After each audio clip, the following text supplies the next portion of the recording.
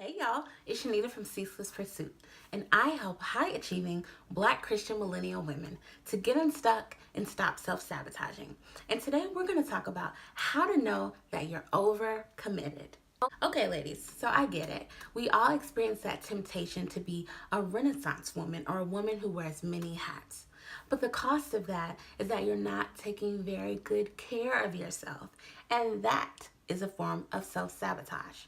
So I'm here to help you to recognize that you are overcommitted.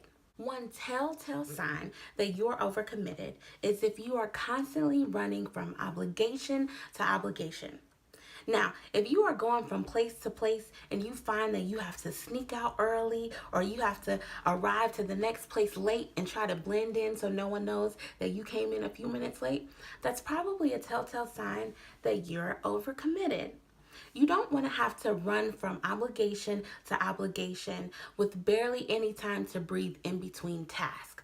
Don't pack your schedule so much so that if a few minutes gets tossed around, that throws off the rest of the schedule. Another sign that you're overcommitted is if you find yourself constantly doing things begrudgingly or with a bad attitude.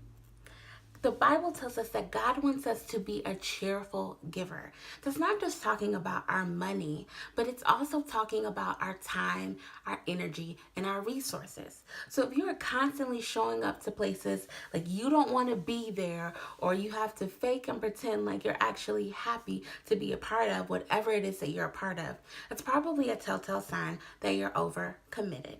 Another telltale sign that you're overcommitted is if you're in places or doing activities and you're not able to fully be present. You find yourself constantly thinking about the next thing that you have to do or the next thing that you have to check off your to-do list.